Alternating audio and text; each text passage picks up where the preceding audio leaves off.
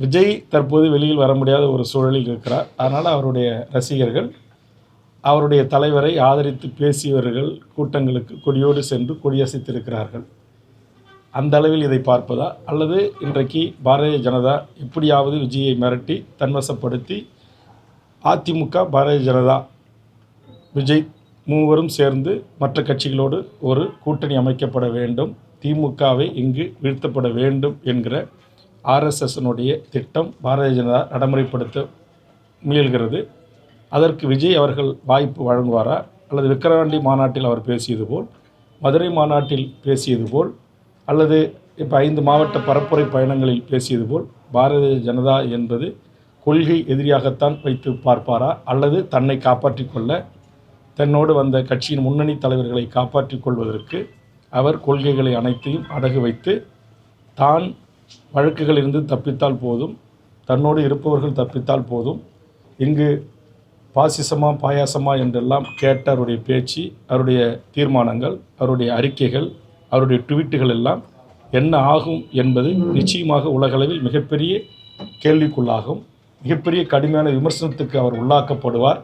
இதையெல்லாம் தெரியாதவராக விஜய் இருப்பாரா, இல்லை தன்னை காப்பாற்றிக் கொள்ள 41 உயிர் பலியானதற்கு தான் தாமதமாக வந்ததும், தன்னை பார்க்க வந்த ரசிகர்களும், தன்னை பார்க்க வந்த பொதுமக்களும் இதில் இறந்திருக்கிறார்கள். அதனால் இதற்கான குற்றச்சாட்டு நீதிமன்றத்தால் ஏற்கனவே கடுமையாக சுட்டிக்காட்டப்பட்டிருக்கிறது. விஜய் இதற்கு தார்மீக பொறுப்பேற்க வேண்டும் என்று சுட்டிக்காட்டப்பட்டிருக்கிறது.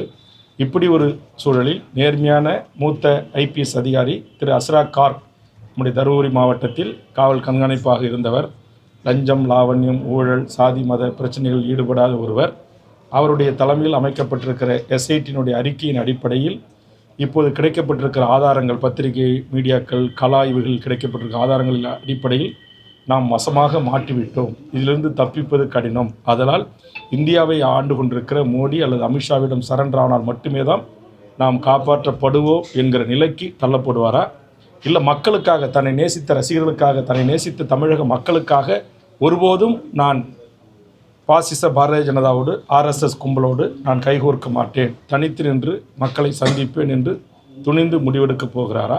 தன் மீது வழக்கு போட்டாலும், அல்லது தன் சார்ந்த கட்சி 2ஆம் கட்ட தலைவர்கள் மீது வழக்கு போட்டாலும் அதை சட்டத்தின் துணை கொண்டு நான் எதிர்கொள்வேன். கண்டிப்பாக ஊழல் ஆட்சி என்று விமர்சனம் செய்த எடப்பாடியோடும் கூட்டணி வைக்க மாட்டேன், மதவாத சக்திகளான பாரதிய ஜனதாவோடும் கூட்டணி வைக்க மாட்டேன் என்கிற நிலைப்பாட்டில் திரு விஜய் அவர்கள் உறுதியாக இருக்கிறாரா?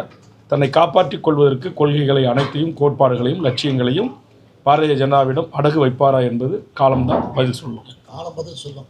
அந்த வாய்ப்பு இருக்குதான் கருத்து இல்லை, அது நம்ம கணிக்க முடியாதுல்ல. இன்றைக்கி தான் அரசியலில் எதுவுமே நடக்கலாம். காங்கிரஸுடன் பேச்சுவார்த்தை நடைபெறும். அதான் அவர் எல்லாமே இதிலிருந்து தன்னை காப்பாற்றிக் கொள்வதற்கு என்ன நடவடிக்கைகள் இருக்கோ அத்தனை நடவடிக்கைகளும் அவர் ஈடுபடுகிறார்.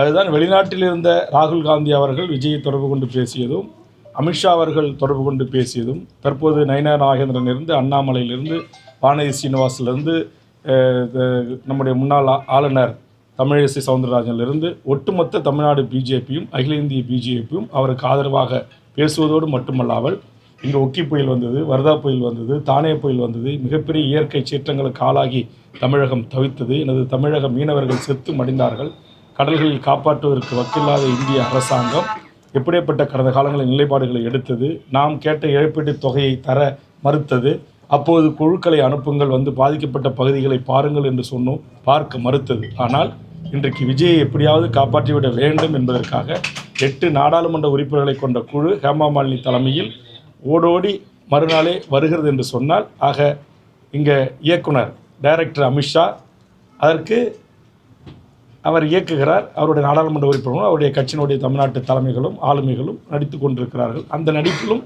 திரு விஜய் பங்கு ஏற்பாரா இல்லையா என்பது அவருடைய கொள்கை சார்ந்த உறுதிமிக்க நிலைப்பாட்டில்தான், அவர் எடுக்கின்ற முடிவில் தான் தெரிய வரும்.